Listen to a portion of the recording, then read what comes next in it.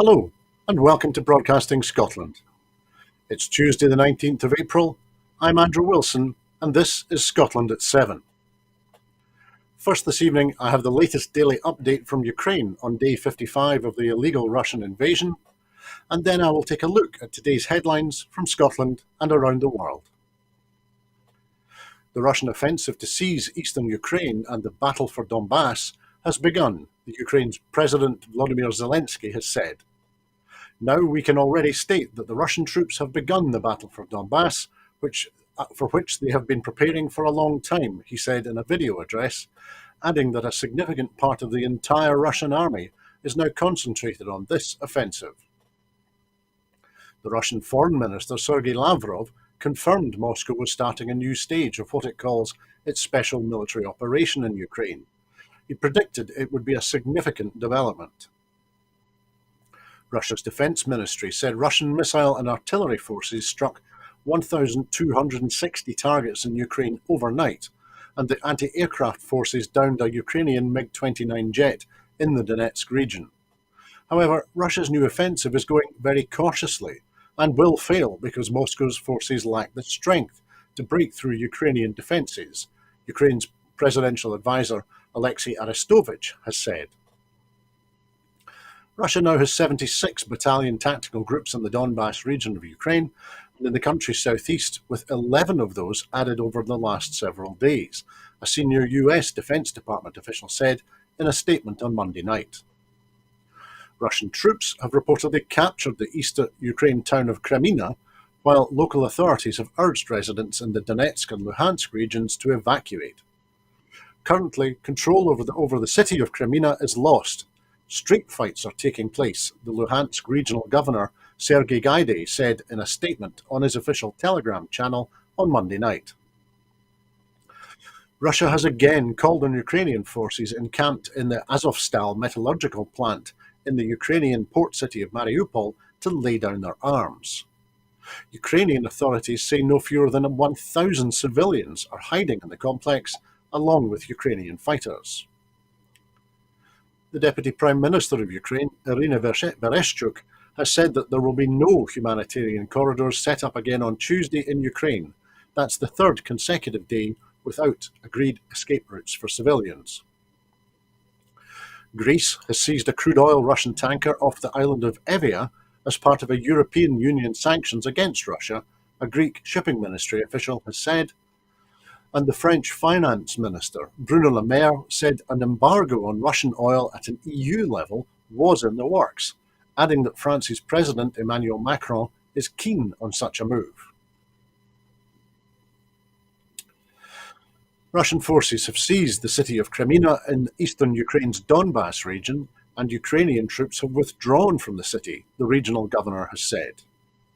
Kreminna, a city of more than 18,000 people, about 350 miles southeast of the capital, Kyiv, appears to be the first city captured in a Russian offensive in eastern Ukraine. Kreminna is under the control of the Orks. They have entered the city, Sergei Gaida, the governor of the Luhansk region, told a briefing on Tuesday. Our defenders had to withdraw. They have entrenched themselves in new positions and continue to fight the Russian army. He said that Russian forces had attacked from all sides. He said, it is impossible to calculate the number of dead among the civilian population. We have official statistics about 200 dead, but in reality there are many more. He said this without making it clear what period the estimated death toll covered. Russia continues to deny targeting civilians. Evacuated residents from the city have said that they are unable to reach relatives and friends there. Olena Stetstenko, the head of the city Korupus volunteer organization located in Kreminna, was evacuated from the city in mid-March. Stetstenko was one of the last to reach someone inside the city before their mobile signal was fully cut off at lunchtime on Monday, she said, hours after the Russian forces reportedly took the city. There has been a pattern of Ukrainian towns and villages losing mobile connection shortly after falling under Russian occupation. A group of more than 200 former senior UN officials have written to the UN Secretary General Antonio Guterres, warning him that unless he does more personally to take a lead in trying to mediate a peace in Ukraine, the UN risks not just irrelevance, but its continued existence. The former staff members, including many former UN Under-Secretaries, urged him to raise his profile and be prepared to take personal risks to secure peace, saying the UN is facing an existential threat due to the invasion of Ukraine by one of the 5 permanent members of the Security Council. What we in the broader public want to see, though, is a political UN presence and public engagement, in addition to the UN's notable humanitarian response to the Ukraine crisis, the authors wrote. We want to see a clear strategy to re-establish peace, starting with a provisional ceasefire and the use of the UN's capacity for good offices, mediation and conflict resolution. That could include visits to the conflict-stricken areas, discussions with opposing sides, even moving your own office temporarily to Europe closer to the urgently needed negotiations, and thereby indicating the UN's resolve to address this major crisis head-on. There has been concern that mediation in Ukraine has been undertaken so far by actors ranging from Turkey, France, Israel and Austria.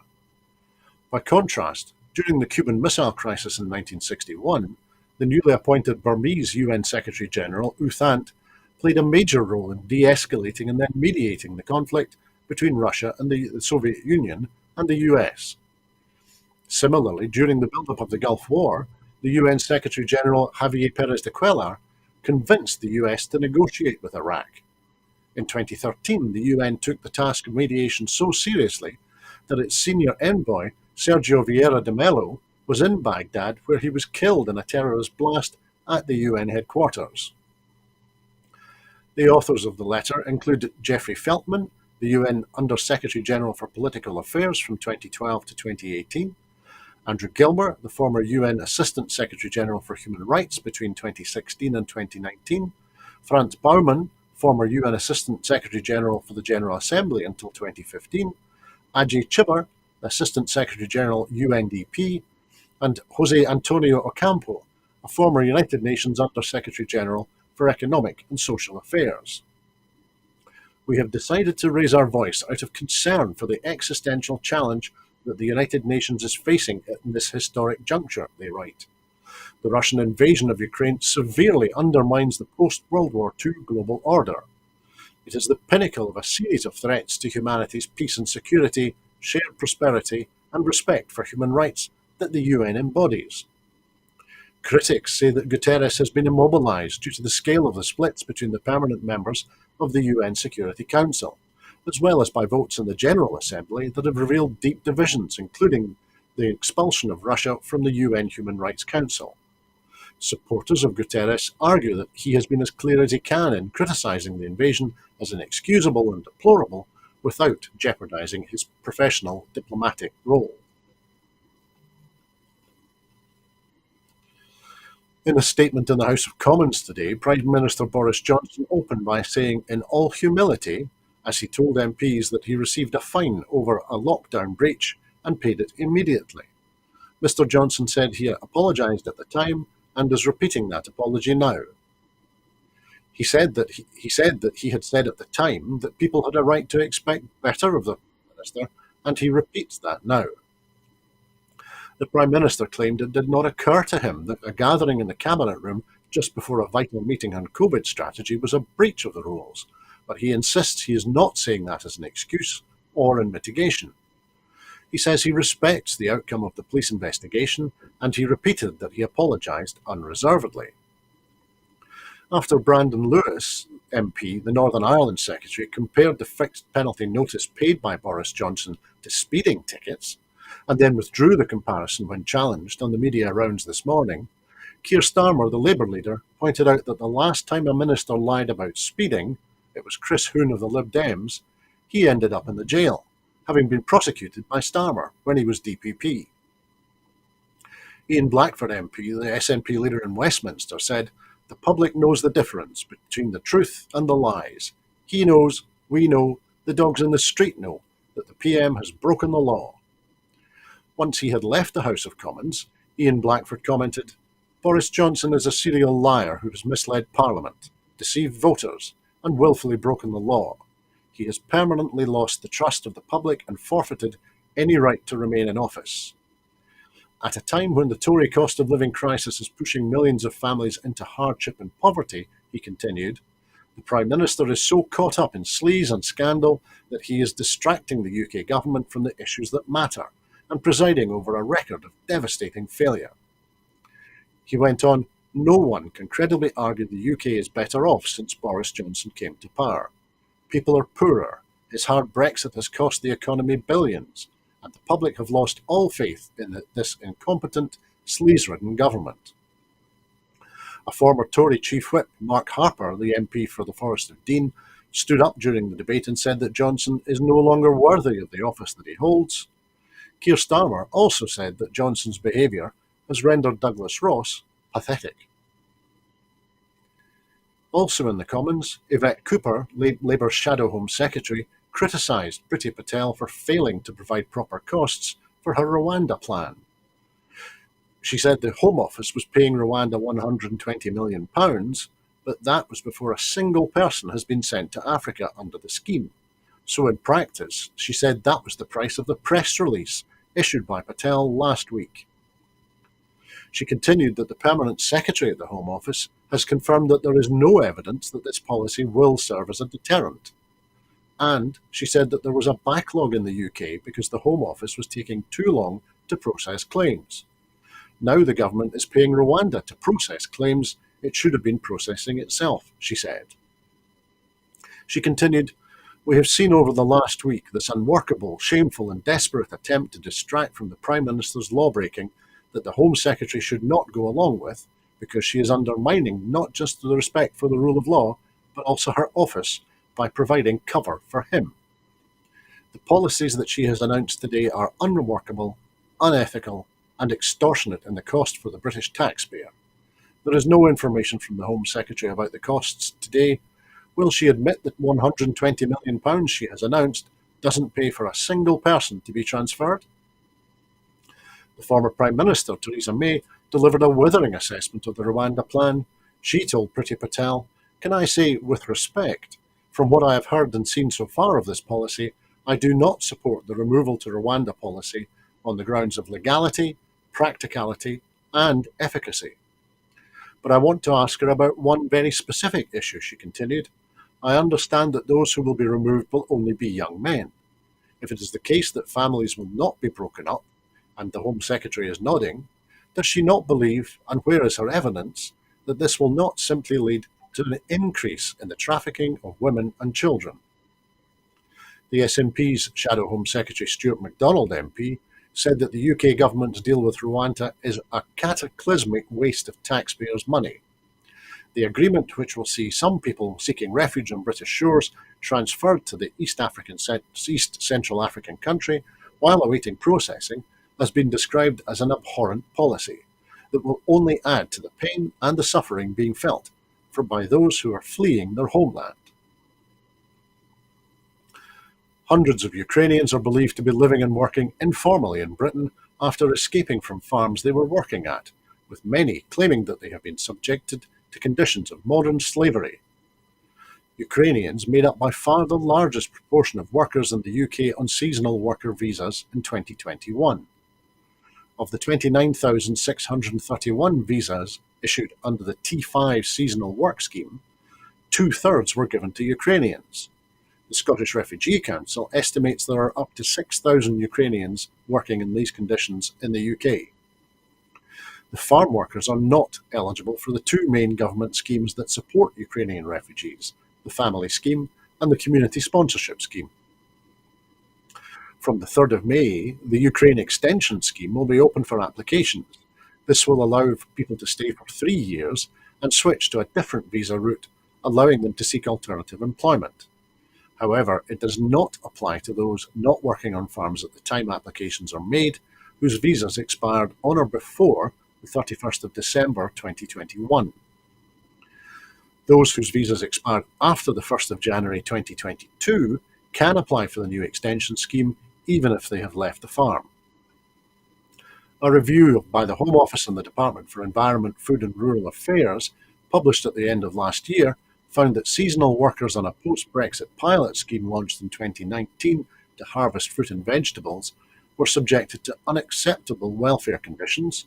Issues cited by some workers included a lack of health and safety equipment, racism, and accommodation without bathrooms, running water, or kitchens. A government spokesman said, Ukrainians on seasonal worker visas can apply for 3 years leave under the Ukraine Extension Scheme. Under no circumstances should any seasonal workers in the agricultural sector be forced to work in exploitative conditions. We strongly advise any people in these circumstances to report issues to the police so steps can be taken for their safeguarding and well-being. The UK is expected to show the joint fastest growth in the G7 this year, despite having its growth estimate cut from 4.7% to 3.7%. However, the outlook will worsen rapidly, according to the IMF. The Washington-based lender said that it expects GDP growth of only 1.2% in 2023, just over half the rate previously expected. That will mean the UK will have the weakest growth and the highest inflation of any G7 country in 2023, the IMF said.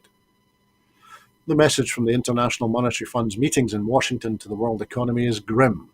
Russia's invasion of Ukraine will hang over everything, causing higher prices and slowing economic activity. The IMF downgraded growth forecasts across the world, with 2022 GDP growth now expected to be 3.6%, down from January's prediction of 4.4%. UK economic growth is expected to match the US in 2022, but in 2023 it will slump to the bottom of the league table of comparable economies in the G7, the IMF said. It will also face the highest inflation. This data will add to the pressure on the UK government, which is already under severe strain following the unprecedented fines for Prime Minister Boris Johnson and Chancellor Rishi Sunak for criminal breaches of lockdown regulations. Add in slower growth and higher prices, and it could be even more politically toxic when energy prices rise again in the autumn.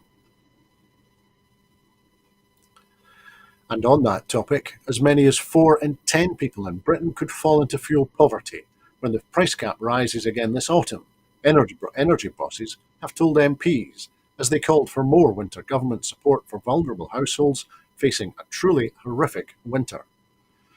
Michael Lewis, the chief executive of E.ON UK, said between 30 and 40% of people in Britain might go into fuel poverty from October, when the industry regulator Ofgem is again expected to put up the annual limit on tariffs. We are expecting a severe impact on customers' ability to pay, he told MPs at the Business, Energy and Industrial Strategy Select Committee in Parliament, adding that he expected debts of customers to rise by 50%, or £800 million. He said that a larger number of people moving into fuel poverty would lead to a significant increase in bad debt. Customers have been calling energy providers expressing their worry at the huge increase in their bills. Scottish Power alone had received 8,000 calls from customers concerned about their ability to pay, its chief executive Keith Anderson told the MPs. He said he was massively concerned for people facing rising bills who would really struggle, and called for the introduction of a £1,000 deficit fund or social tariff for vulnerable customers.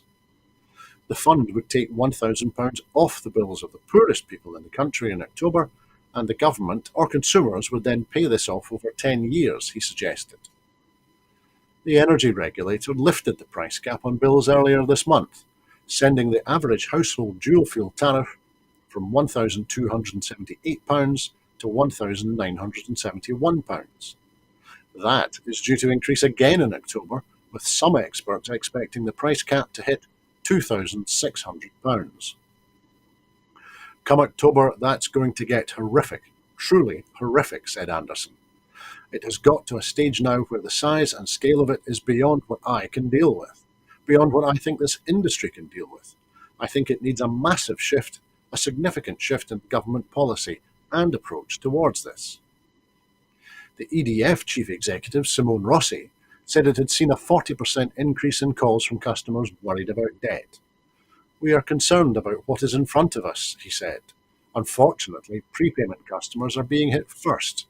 We now see bills being higher for longer, so I would expect government to reassess in short order to see what is possible. Earlier, the chief executive of Ofgem, Jonathan Brearley, had said that increases in fuel bills would be investigated amid concerns that suppliers may be charging households unfairly. Gas prices in particular have surged in recent months, prompting almost every household energy supplier to raise prices to the maximum allowed. However, some consumer groups have argued that energy firms have raised prices by more than needed to strengthen their own balance sheets at customers' expense. The SNP has challenged Anas Sarwar to come clean on why his council candidates in Glasgow held a meeting with the Tories and the British nationalist group which calls itself the Majority. The Majority have been described by the media as explicitly anti-democratic British nationalists who want to ban pro-independence parties and newspapers, that backed a Kremlin TV star for Holyrood and has campaigned against minority language rights. Glasgow Labour's group leader Malcolm Cunning and the Tories' deputy leader Ewan Blockley have been pictured at a council election event hosted by the Majority. Member of the Majority David Griffiths said the group reached an agreement on key issues which the SNP Anas Sarwar must now explain. Commenting, the SNP MSP Bob Doris said, "It's staggering enough that Labour are cosing up again with Boris Johnson's Tories, but they must immediately come clean on why its candidates were meeting with a group that has been described in the media as British nationalist and anti-democratic." It is clear, he continued, that Labour have not learned from their mistakes of the past and their unholy alliance with the Tories in 2014, as they continue to hold secret meetings with them and British nationalists. They must immediately reveal what the key issues were they reached agreement on, said the Glasgow MSP, adding, "If Labour continue to act as ultra-unionists, advocating for Westminster control in Scotland and working together with the Tories to deny the people of Scotland their democratic right to hold an independence referendum, then they will continue their slide into irrelevance in Scotland." Mr Doris warned, "We cannot trust that Labour will not form another unionist pact in councils across Scotland. They have already done it in Aberdeen and North Lanarkshire and could do it again." Scottish health boards have recruited more than 1,000 additional healthcare support staff and almost 200 registered nurses from overseas to help address the unprecedented challenges facing our NHS. The support staff recruitment drive, backed by £15 million, was launched by Health Secretary Humza Yousaf last October. The new employees will be working in a variety of roles, both in acute hospitals and in community health teams. Under a separate £4.5 million initiative, offers of employment have been signed with 191 nurses from countries including India and the Philippines, with some already arrived and in post in hospitals across the country, while agreements are in place with recruitment agencies for a further 203. The figure is likely to increase significantly over the coming months as boards take advantage of new infrastructure for employing qualified international staff. All international recruitment is in line with the Scottish Code of Practice for Health and Social Care Personnel, which demonstrates Scotland's commitment to ethical recruitment to protect the healthcare systems of developing countries. The Health and Social Care Secretary Humza Yousaf MSP said, "The pandemic has been the biggest shock our Scottish NHS has faced in its 73-year existence. We help deal with winter pressures and pressure brought on by the current COVID wave and so we are expanding and investing in our NHS workforce. Our hard-working and compassionate health and social care staff have been on the front line of patient care throughout the pandemic, and I am incredibly grateful to them all," he continued. Work to create the best opportunities for entrepreneurs is helping transform Scotland into one of Europe's leading economies in which to start or grow a technology business. Building on the entrepreneurial ambitions set out in the National Strategy for Economic Transformation, the Economy Secretary Kate Forbes said work is underway, backed by £45 million of investment, to help transform Scotland's tech sector. During a parliamentary statement, Ms Forbes highlighted the progress made to date to implement the Logan Review. Actions include finalising arrangements for 5 new tech scaler hubs with the potential to create more than 300 high-quality startups that will offer mentorship, support to budding entrepreneurs. These new hubs, located around the country, will help to ensure new and existing tech innovators have access to high-quality commercial education. Establishing a £1 million Scottish Tech Ecosystem Fund, providing support for organisations to deliver meetups and events which create the best environment for entrepreneurs to succeed. Investing more than £1 million in new devices and equipment to support teaching of computing science. Appointing teachers who will drive improvements in equipment and training while sharing best practice. And allocating £1.5 million for reskilling, including support for those on low incomes to gain digital skills. A Chief Entrepreneur Officer will also soon be appointed in the Scottish Government to help ensure entrepreneurship ambitions are embedded in policy development. Ms Forbes said, "The Scottish Government is committed to the most radical reforms of the Scottish entrepreneurial system since devolution. Our ambition is to establish Scotland as one of Europe's leading startup economies." And that was our final item this evening. In making these programmes, Broadcasting Scotland relies on the support of viewers and others who value our distinctive approach to news, current affairs and culture. If you would like to support us, then please consider subscribing or donating to Broadcasting Scotland. You will find the link to do that on the screen now. We really do need all of the financial assistance that we can get in order to continue to do what we currently do and to do more of what we would like to do. There are other ways in which you can contribute to our work. If you would like to volunteer to work with Broadcasting Scotland, either behind the scenes or in front of the cameras, or in any other way that helps our work and promotes the station, then please visit our website at www.broadcastingscotland.scot and send us a message there. Meantime, we will be here again tomorrow evening with the next edition of Scotland at 7, so please tune in and join us then. I'd like to say thank you to everyone who has been watching this evening. But that's the way it is at very nearly Scotland at 7:27. I hope that you can join us again soon on Broadcasting Scotland, but in the meantime, please keep warm and keep well. Bye-bye.